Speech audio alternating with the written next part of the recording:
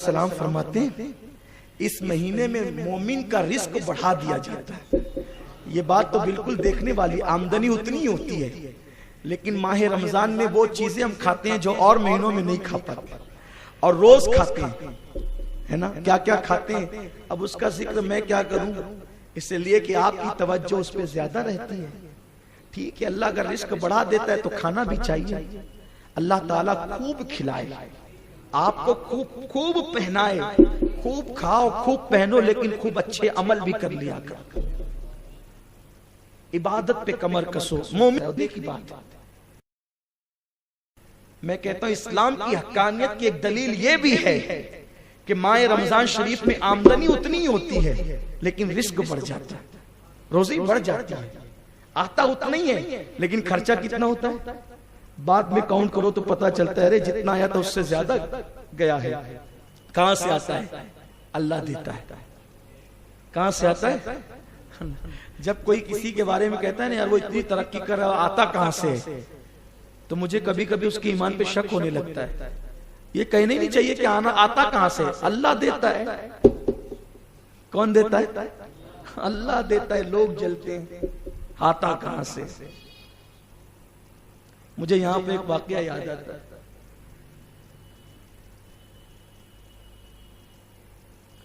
एक बड़ा सखी आदमी था, उसके घर पे रोजाना एक बाबा आता था फकीर, और वो उसको बहुत देता था, वो उसको बहुत देता था। उस फकीर को रोज ले जाता था, अल्लाह सखी का भला कर, सखी का दर कलंदर बोल, अल्लाह खूब बरकत दे, इसको खूब नवाजे, खूब अता करे।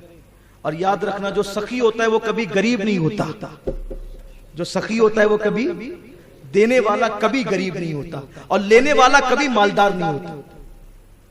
अगर मालदार बनना है तो देने वाले बने। तो एक बड़ा सखी था, रोजाना एक बाबा आता, फकीर आता और उसके यहां से खूब लेकर के जाता। तो देने वाले को देते अच्छा लगता है, लेने वाले को, और जब बीच के होते हैं ना उनको बड़ी तकलीफ होती है, जिनका ताल्लुक न देने से है न लेने से। वो कहते हैं आता कहां से, आता कहां से। एक दिन एक क्या कहेंगे उसको, जलन से वो जो बीच का आदमी था उसने सखी को बहकाना चाहा उस फकीर के खिलाफ। कहा ये बाबा रोज आता है, इतना लेके जाता है, जरा एक दिन इससे पूछना कि इंसान के हाथ में बाल क्यों नहीं होते। देखना वो तेरे सवाल का जवाब नहीं दे पाएगा, क्योंकि पहुंचे हुए आदमी ये जवाब दे सकते हैं, वो फकीर में कुछ नहीं, वो खाली है। भाई जब इंसान के बराबर नहीं हो पाता है तो अजमत का इनकार ही करता है ना। कौवा हमेशा हंस से हसद करता है, इसलिए कि कौवा कभी हंस बन नहीं सकता। और हुदहुद हमेशा बादशाह से हसद करता है, क्योंकि हुदहुद के सर पे ताज रहता है, मगर वो ताज रख के भी कभी बादशाह नहीं बन सकता। हुदहुद ताज पहनकर भी कभी बादशाह, इसीलिए उसको बादशाह से हसद है कि ताज मैंने भी पहना और इसने भी पहना, मैं बादशाह नहीं बन सकता। उसको पता नहीं है कि तू हुदहुद है, तू चिड़िया है, तू कभी बादशाह नहीं बन सकता। बादशाह तो तकदीर वाले बनते, तो उसको हसद है, हम ताज पहनकर भी बादशाह नहीं है। ऐसा ही होता है, जिसकी अजमत के बराबर इंसान ना हो सका उसकी अजमत का इनकार कर गया। मदीने के यहूदियों को यही हसद तो था ना, हुजूर के बराबर वो हो नहीं सकते थे, तो अजमत का इनकार कर बैठे बारहा। तो कहा ये फकीर खाली है, इसमें कुछ है नहीं, तू देता क्यों है इसको, वरना अगर ये भरा पूरा होता तो ये तेरे सवाल का जवाब जरूर देता। और जो भरा पूरा उसको देना भी चाहिए, वो सच्चा फकीर है, दुर्वेश है। तो उसने कहा अच्छा ठीक है, कल फकीर का इम्तिहान हो जाएगा। वो फकीर आया ना, तब भीख देने से पहले उसने कहा भाई मेरे सवाल का जवाब दो कि इंसानों के हाथ पर बाल क्यों नहीं होते, इंसान के हाथ पे बाल क्यों नहीं होते। तो उसने बड़ी सादगी से कहा बादशाह सलामत, आप बहुत देते हैं ना, आप बहुत देते हैं, तो आपके हाथ ज्यादा यूज होते हैं, इस्तेमाल ज्यादा होते हैं, इसलिए आपके हाथ पे अल्लाह ने बाल नहीं उगाए। भाई जिसका काम ज्यादा है तो देगा तो बाल नहीं उगेंगे, वहां काम ज्यादा है। तो उसने बीच में बोल पड़ा, कूद पड़ा, बड़ा छुट भैया वो बीच में कूद पड़ा। उसने कहा अच्छा बादशाह के हाथ पर नहीं है बाल, वो तो देता है, तेरे हाथ में क्यों नहीं है, तू थोड़ी देता। कहा उसके हाथ में देने की वजह से नहीं है, मेरे हाथ में लेने की वजह से नहीं है। वो कसरत से देता है, मैं कसरत से लेता हूं, इसलिए बाल नहीं है मेरे हाथ पे। तो अच्छा वो तो देता है, तू तो लेता है, मेरे हाथों में बाल क्यों नहीं है? फिर न मैं देता हूं न लेता हूं। कहा कि वो देता है, मैं लेता हूं, और तू हाथ मसलता रहता है। तो जो हाथ मसले उसके हाथ में भी थोड़ी बाल होंगे। कुदरत देती है, किसी पे नेमत देकर ये मत कहा करो आता कहां से, अल्लाह देने वाला, उसके देने की शाने हजारों शाने उसकी, वो देता है, तुम क्यों जलते हो? और तुम जलोगे तो वो रोक ले, ऐसा नहीं हो सकता।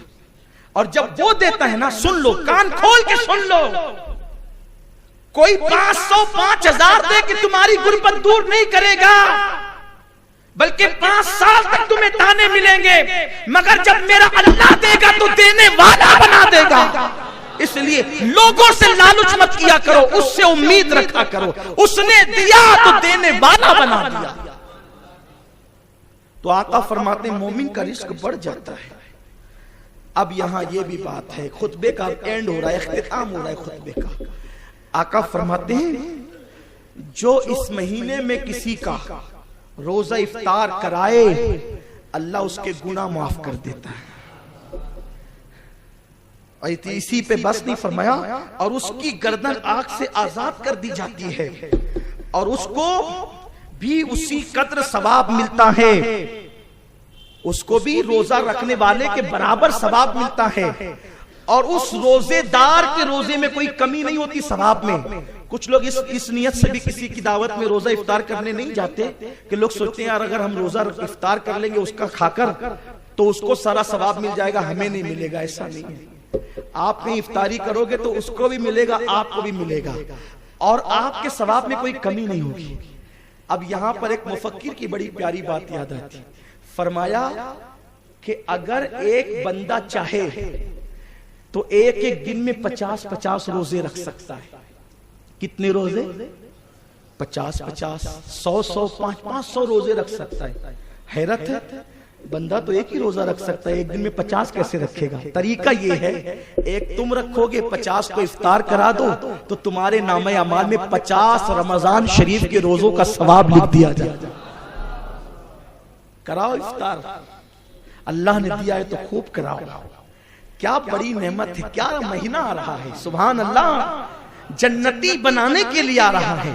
हम तो माइल व करम है, कोई साइल ही नहीं, राह दिखलाए किसे, राह रवे मंजिल ही नहीं। सवाब में कमी नहीं होती रोजादार के, सवाब के बराबर मिलता, फिर सारे गुनाह माफ हो जाते हैं। अच्छा यहाँ पर कुछ लोग बहस करते हैं, मैं उन बहस करने वालों से हाथ जोड़ता हूँ, मेरा पीछा छोड़ो। लोग कहते हैं नफिल सिर्फ वो छोटे छोटे गुनाह माफ होते हैं। कौन से छोटे छोटे माफ होते हैं, बड़े माफ नहीं करता अल्लाह। मैं कहता हूँ खुदा के लिए आप अपनी तहकीक अपने पास रखें। हुजूर ने कह दिया ना गुनाह माफ होते हैं, हमारा ईमान है सब माफ होते हैं। हुजूर ने कैद नहीं लगाई, अब कोई कैद न लगाए, मेरे आका ने कह दिया हमारा ईमान है। और फिर हुजूर के कहने पे जो जैसा यकीन रखेगा उसको फैजान भी वैसा ही मिलेगा। बाज मुहक्किकीन ने कहा है ना कि जब कोई कब्र में जाता है, जब कोई मोमिन कब्र में जाता है तो उसको हुजूर की तस्वीर दिखाई जाती है। बाज लोगों ने कहा कि हुजूर की कब्र से और उसकी कब्र के दरमियान से पर्दे उठा दिए जाते हैं और वहां से दिखाया जाता है, उसकी कब्र से हुजूर की कब्र तक पर्दे उठाकर उसको वहां से दिखा दिया जाता है। तो किसी मुफक्किर ने कहा फिर वो 7 समुंदर कहां चले गए, वो सहरा कहां चले गए? इस तरह इस पे बहुत ले दे और बहस की लोगों ने। हम तो इश्क के बंदे हैं ना, मेरे इमाम ने कहा हम इश्क के बंदे हैं, क्यों बात बढ़ाई है? कोई कहता है तस्वीर दिखाई जाती है, कोई कहते हैं पर्दे उठाए जाते हैं, कोई कहता है कि हुजूर खुद तशरीफ लाते हैं। अब इस पे फकीर का कहना यह है कि जो मौकिफ रखेगा, जो जैसा अकीदा रखेगा, जो रखेगा कि तस्वीर दिखाई जाती है उसको तस्वीर ही दिखाई जाएगी, जो कहेगा पर्दे उठाए जाते उसको पर्दे उठाए जाएंगे, और जो अकीदा रखेगा कि हुजूर तशरीफ लाते हैं तो हुजूर तशरीफ लाए, उनके करम से जैसी उम्मीद होगी फैजान वैसा ही मिलेगा।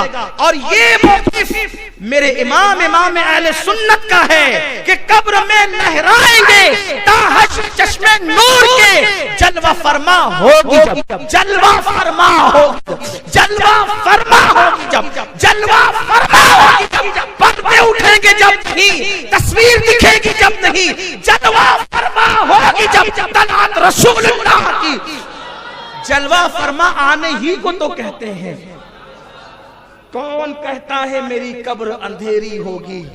जब वो आएंगे उजाला ही उजाला होगा।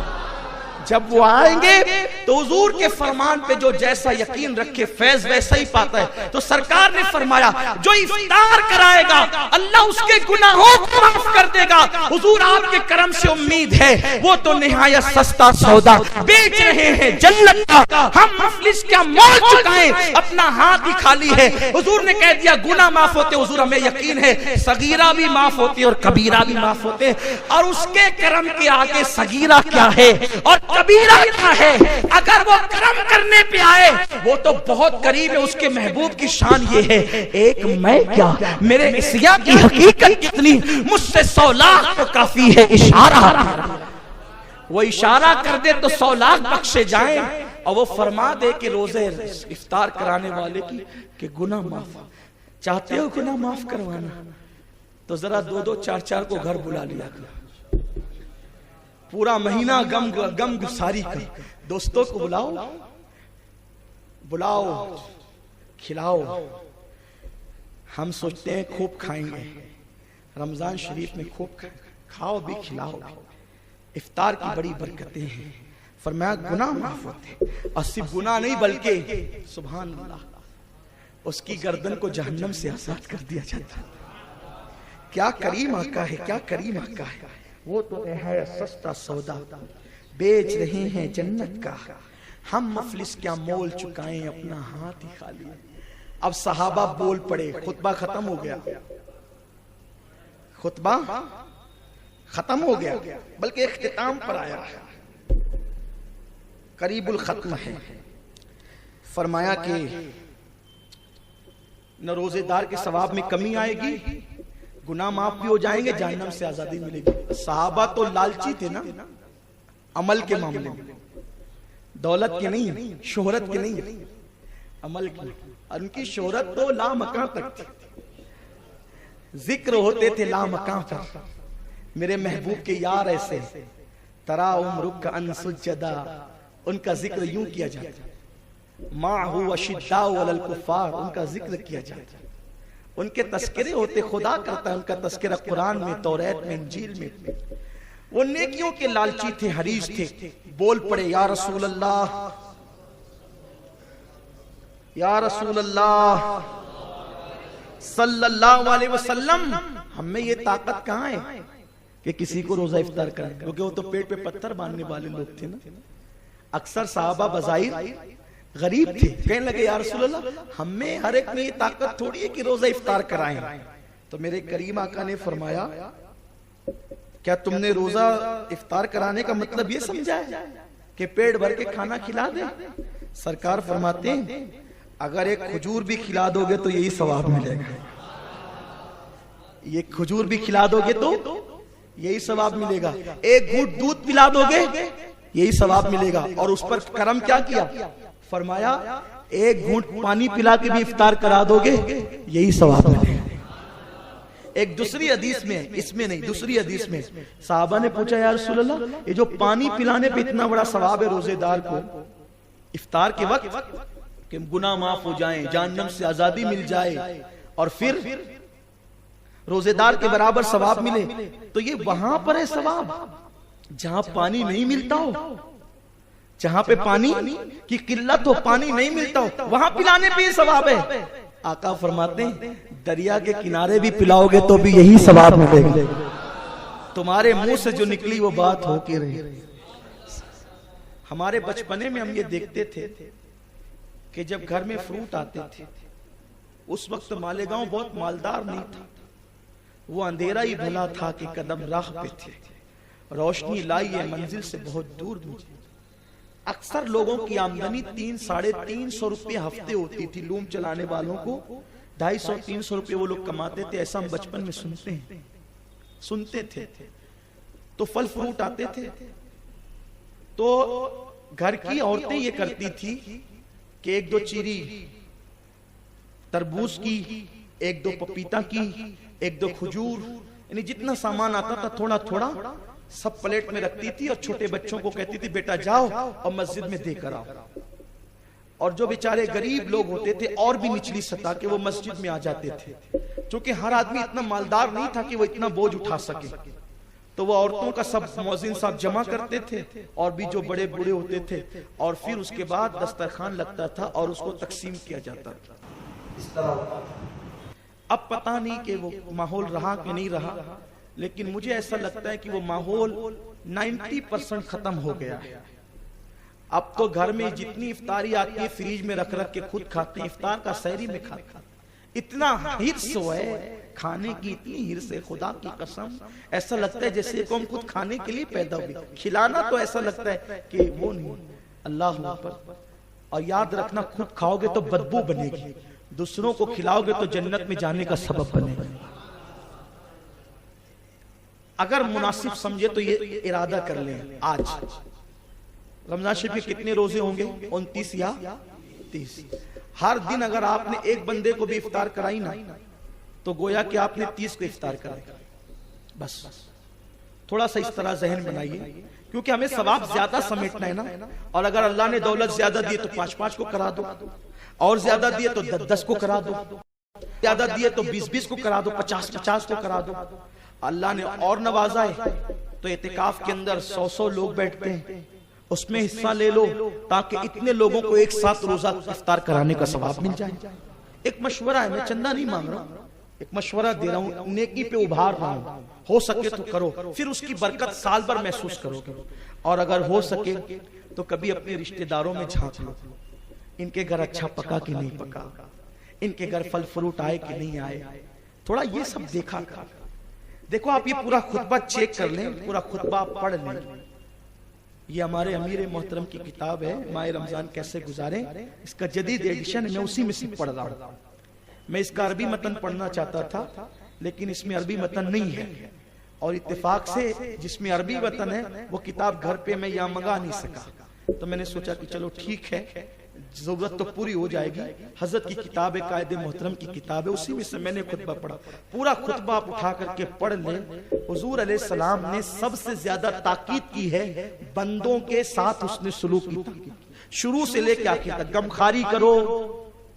गमखारी करो, सब्र करो, ख्याल करो, इफ्तार कराओ, ये सब हुजूर अलैहिस्सलाम ने, यानी ये पूरा महीना बंदों के ख्याल रखने का महीना है, यही करो। और याद रखना, चूंकि पता नहीं दर्स कुरान में ये उन्वान आएगा कि नहीं आएगा, मुझे नहीं पता, लेकिन मैं आपसे कहता हूं अगर अल्लाह ने नवाजा है, अपने रिश्तेदारों में कपड़े तकसीम करो। और कपड़े ऐसे तकसीम करना, ये नहीं ऐसे कपड़े मत बांटना कि जो एक धुल में जो है वो तार तार हो जाए। लोग करीबों में बांटते हैं ना, तो ऐसे बांटते हैं कि अल्लाह ही रहम करे। एक मरतबा मुझे मेरे उस्ताद ने एक वाकया सुनाया। वाकया ये था, हम लोग सफर में थे, उस्ताद गिरामी कह रहे थे सैयद साहब बताइए कि, सैयद साहब नहीं बल्कि वो बापू कहते हैं प्यार से, कि बापू बताइए कौन दिल वाला कौन है, दिलदार कौन है और मालदार कौन है। मेरी आदत है बड़ों के सामने कम बोलता हूं, इसलिए कि बड़ों के सामने कम बोलेंगे तो छोटों के सामने ज्यादा सुनाने की सलाहियत पैदा होगी। जो सुनेगा वही सुनाएगा। मुझे मालूम होता है, फिर भी मैं नहीं बोलता, चुप रहता हूं। कोई हदीस अगर उस्ताद पेश भी करते हैं, कहते वो हदीस आपने पढ़ी है, तो मैं कभी ये नहीं कहता हाँ पढ़ी है, बल्कि कहता हूं आप सुनाएं, क्योंकि मुझे पता है बरकत वाली जबान से सुनूंगा तो नया फैजान मिलेगा। कुछ लोगों की आदत होती है ना, कोई बात करते हैं तो वो बीच में बोलते हैं कि हमें भी कुछ आता है। ये अच्छी बात है, ये बात अच्छी नहीं है, बरकत से महरूम हो जाते हैं इंसान। इसलिए कि मुमकिन है आपने किताब से पढ़ा हो तो आपके वो समझ में ना आए जो उस्ताद सुनाए, तो नया नुक्ता कोई आपके सामने पेश करे। तो उस्ताद ने फरमाया कि मालदार और दिलदार कौन है। मैंने कहा आप ही बता दें। तो हजरत ने मुझसे फरमाया कि एक औरत थी, वो एक सेठानी के घर में काम करती थी। उस सेठानी को रमजान शरीफ में उस मजदूर औरत को गिफ्ट देने का मौका आया, और उस गरीब औरत को भी रमजान शरीफ में सेठानी को गिफ्ट देने का मौका, यानी दोनों एक दूसरे को गिफ्ट देना चाहते थे। तो सेठानी जब गई दुकान पे तो कहती है, तेरी दुकान पे जो सबसे हल्का कपड़ा हो ना वो बता, क्योंकि मुझे अपनी मजदूर को देना ये कपड़ा। और जब वो मजदूरन गई ना दुकान पे तो कहा, तेरी दुकान पे जो सबसे कीमती कपड़ा है वो बता, क्योंकि मुझे सेठानी को देना है। तो हजरत ने फरमाया कि आप बताइए कि कौन दिलदार और मालदार है और कौन गरीब है। अरे जिसके पास कीमती गिफ्ट है वही तो मालदार भी है, वही तो दिलदार भी है। तो जरा अल्लाह की राह में ऐसा दिया करो कि वो चंद मर्तबा पहन ले। लोग मौज़िन और इमाम को ला के देते हैं ऐसे कपड़े कि बेचारे सिलाने में भी शर्म आए। कितने कपड़े हैं? बोले 14 ड्रेस, एक भी नहीं सिलाएगा इमाम। कपड़े ही ऐसे लाते हैं। कौन से कपड़े आ रहे हैं? 30 रुपए मीटर वाला, 40। किसको पहनाना? इमाम को। बता, मैं तुझे किस मुंह से याद करूं? मेरे अल्फाज सख्त हो तो मुझे माफ कर दिया करें, लेकिन बात तो जरा देखें। अब ईद की नमाज पढ़ के तो 200 रुपए मीटर का कपड़ा पहन के आएगा ईद की नमाज पढ़ने, और जिसके पीछे पढ़ने आएगा तो उसको 30 रुपए मीटर का पिना रहा है। तुझे शर्म नहीं आई? जो तेरा इमाम बन के खड़ा है वो 30 रुपए मीटर का पहने और तू 200-300 रुपए मीटर का पहने। सोच तो सही। हुजूर अलैहिस्सलाम ने फरमाया, तुम्हारा ईमान उस वक्त तक मुकम्मल नहीं होगा जब तक कि जो चीज तुम अपने लिए पसंद करो वही चीज अपने मोमिन भाई के लिए पसंद न करो। और अगर इमाम ने कीमती, अच्छा इमाम अगर वो 14 वाइट ड्रेस जो मिले थे ना, मार्किन के, टेरिकाट के, XYZ के, अगर वो नहीं पहने तो इमाम सबके सामने जो इमाम साहब सब जा रहे हो एक साथ, इमाम साहब वो आपने कपड़े सिलाए नहीं, वो जो मैं दिया था। ला हौला वला कुव्वता इल्ला बिल्लाह। ये हाल कौम का। 14 मत दो, 4 ही दो, लेकिन ऐसे दो कि तुम्हारा इमाम कहीं पहन के जाए तो लगे कि कौम का इमाम आया है। सोच बदलो, सोच तब्दील करो।